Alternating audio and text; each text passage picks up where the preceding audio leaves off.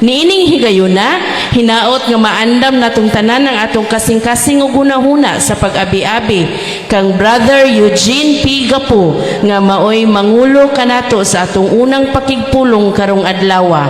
A big hand please.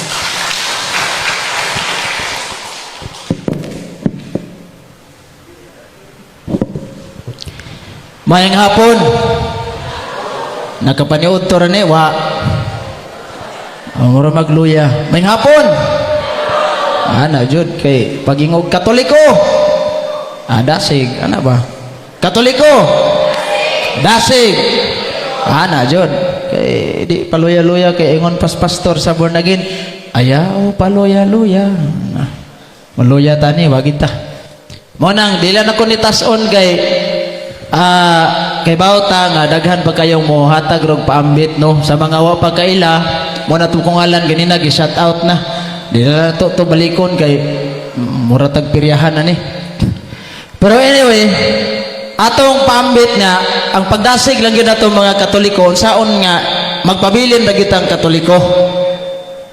Kay nakoy na debate sa una nga Katoliko jud siya pero nagbalhin-balhin sa laing relihiyon. Ilan ako nihinganlan. Kanya gahapon natingala ko kay sige naman siya pang shared post o kanang mga Katolik ba dayon. Sige migdebate ani. Na-convert dahil siya balik sa Katoliko. Base nun niya, ma-interview to sa akong programa kay kasabot naming duha. Makakita ra mo sa atong live sa Straight to the Point. Now, ang kasagaran magod nato, ngano nga, na mga Katoliko nga mukuyog yun sa laing sikta.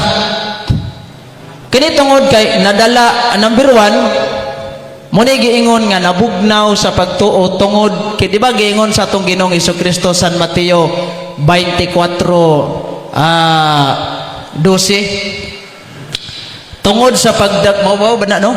Correct me if I'm wrong na lang. Tungod sa pagdagsang sa kadautan, nabugnaw ang gugma sa kadaghanan.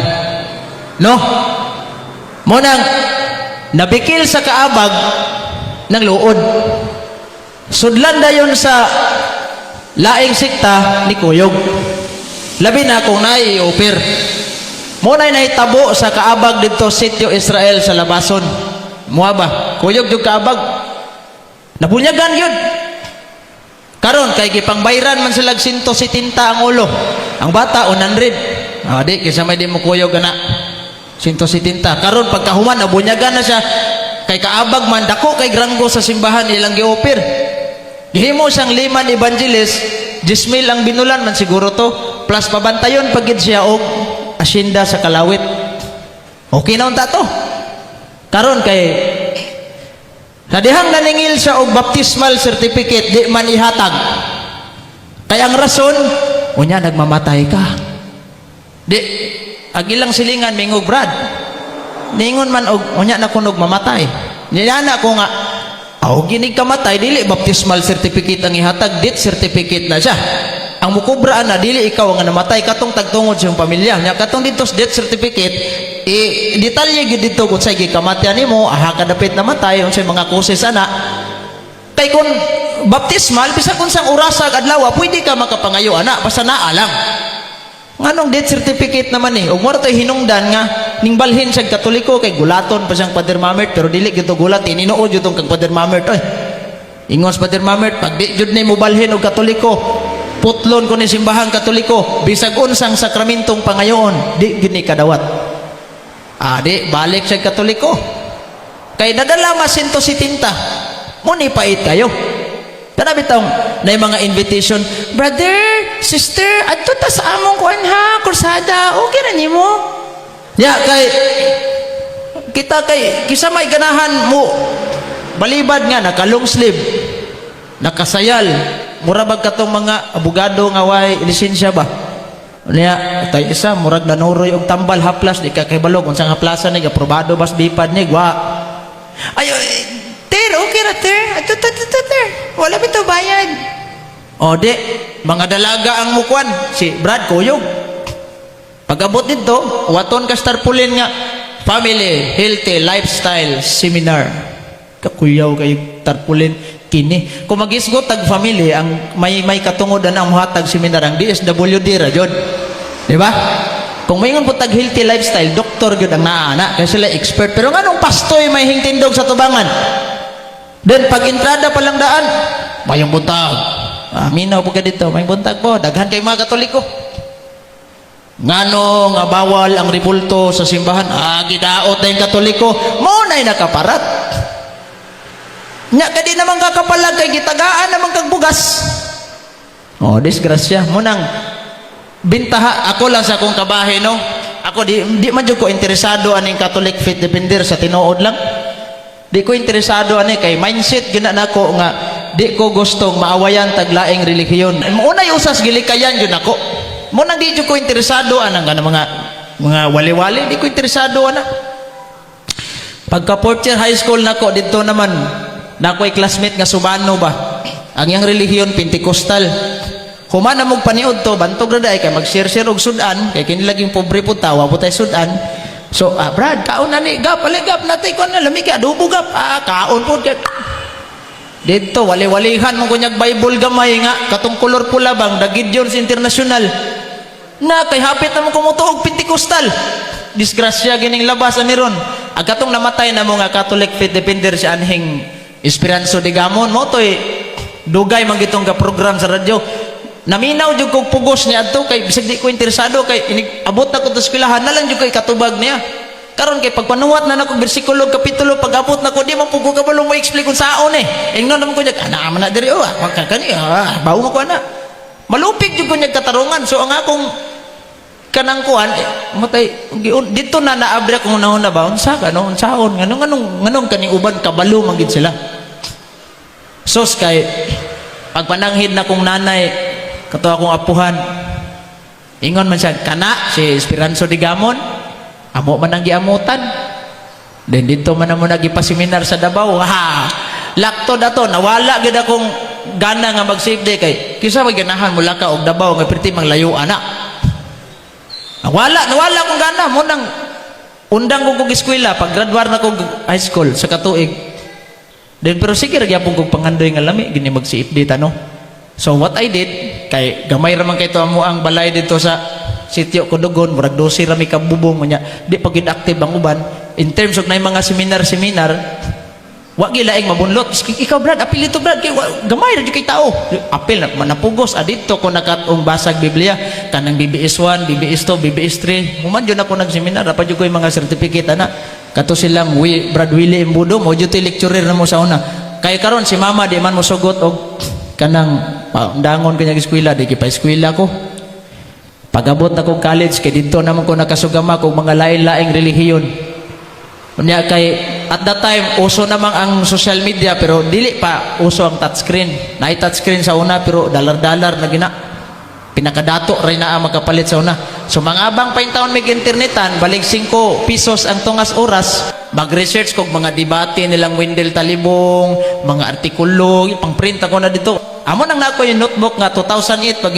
pinagkakaraan ng gibutangan ako mga katinawan so dito nahasa na kog tuon-tuon mo na gingon it's more fun on the Catholic Church daghan jud kag mahibaw-an so dito nanugod-sugod na kog hipos-hipos og mga bersyon sa Biblia kay gusto laging magsiipd unya at that time apil-apil og mga lecture nalig-on jud akong pagtuo bintaha ra gini makabalota sa atong pagtuong Katoliko kay mahulog jud ta nga dili ignorante kay pait ning ignorante tas pagtuo kay ingon ni San Jeronimo ignorance of the Bible is ignorance of Christ muhawa kag Katoliko si Brad Paul ni hawa sa relihiyon ni balik sa Katoliko nya ikaw hinghawa sa Katoliko ni balhin dito saksing Jehova kay kini saksing Jehova mura ba ni kusog kay magsuroy-suroy aning balay naabot dito sa balay ag tulo ka saksing Jehova ana di sa uy diri day ka nagpuyo dire ko Brad pwede ta mangayo Biblia nimo ba bisag isa lang ka bo ay natagay gapo kay daghan kay nag-Bible ay natagay ning lakaw gud nang hatag atok invitation kay unsa tong imbitahan nga ilang gikon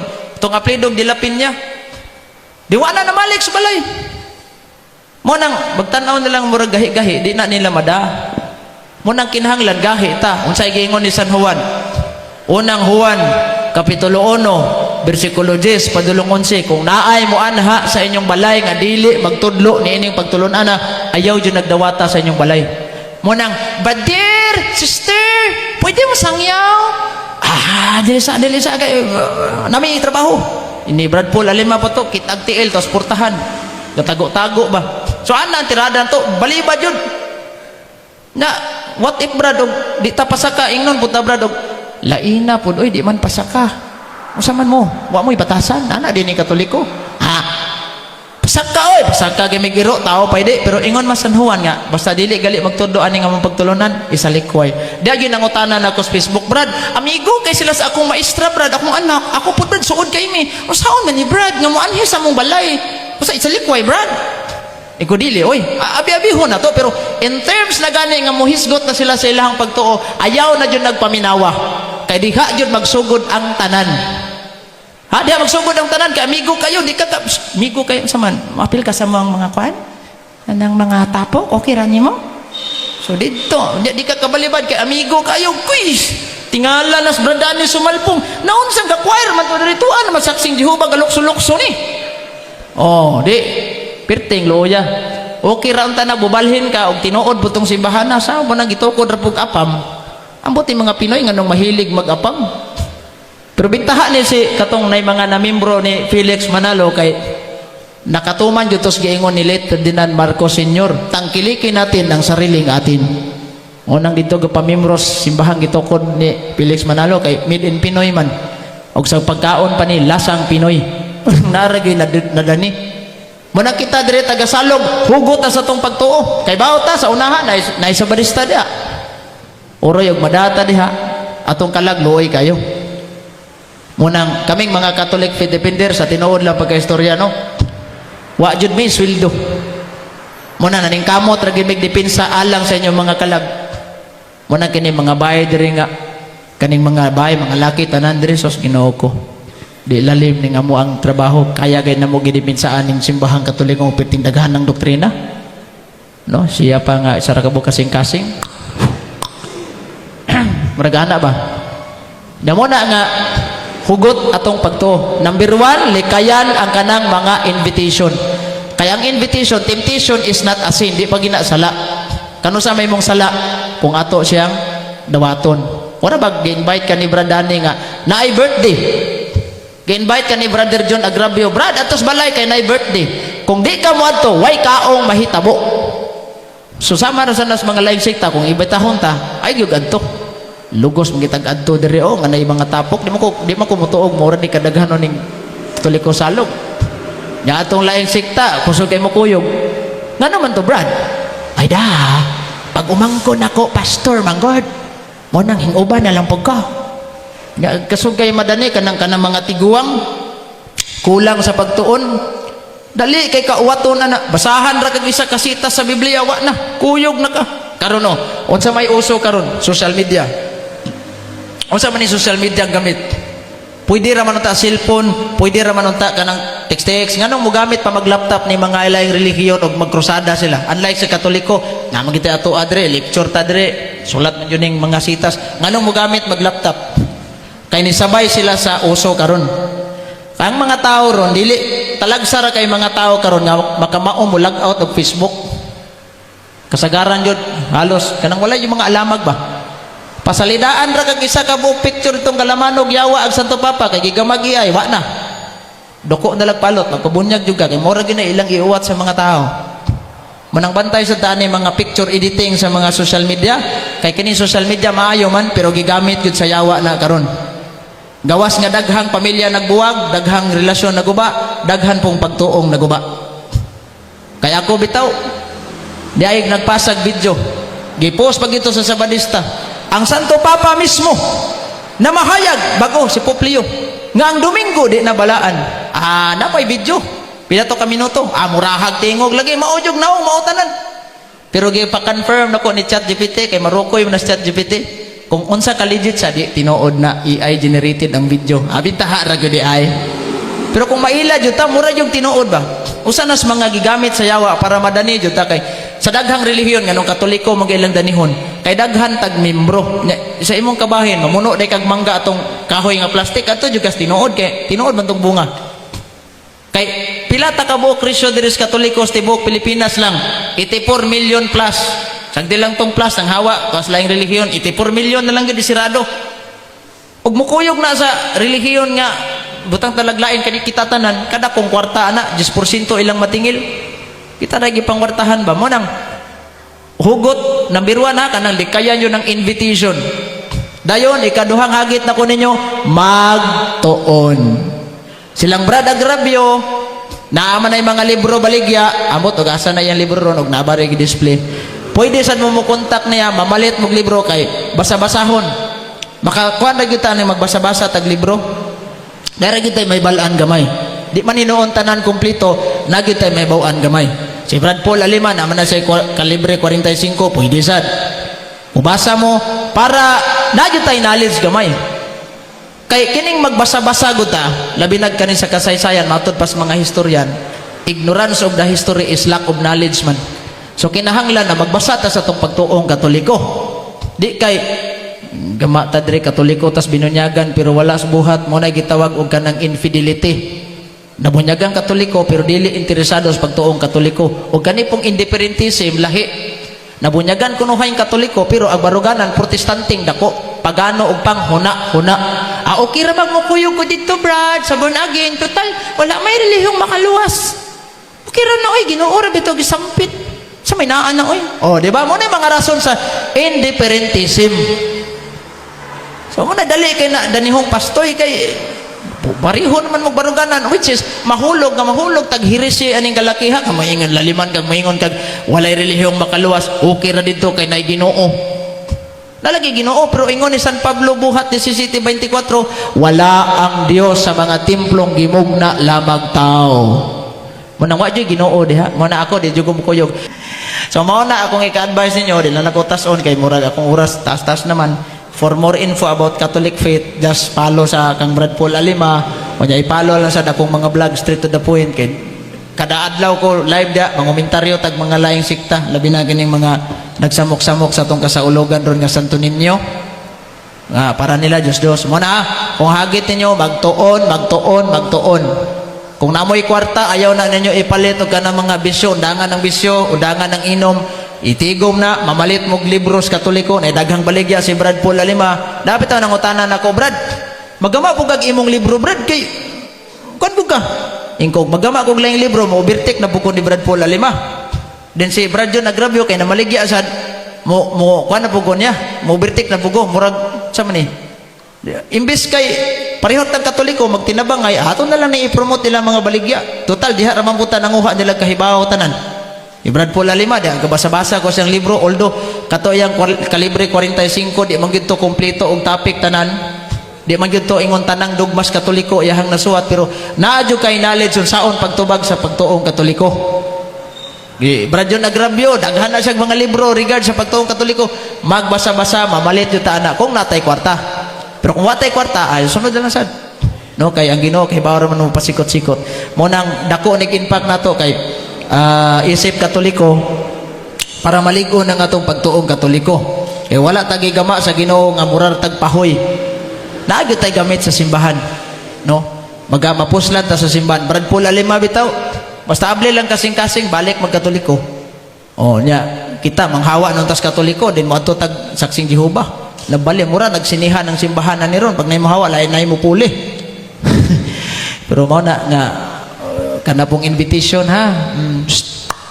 Likay-likay sa tas invitation ron kay basin nya galok don na tagbugas this am nagikan ni mo maring atos born again ni maring nang hatag mas barangay hall na disgrasya kita ani likayan yun ang dawat-dawat ang mga suborno so ana na lang unya mayong hapon kanatong tanan o hinaot nga daghan tag makutlo ng pagtulunan na God bless sa atong tanan og Viva Pit Senyor.